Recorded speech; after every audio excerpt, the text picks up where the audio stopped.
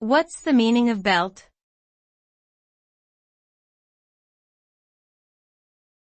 Belt.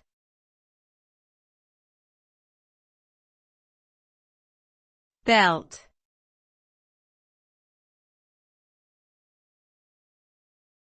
Belt.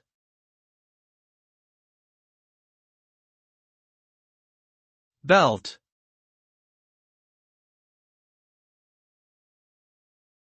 The word belt can refer to a number of different things depending on the context. It may generally mean a strap or band used for supporting or fastening objects, such as a belt worn around the waist to hold up pants or a tool belt worn around the hips to carry tools.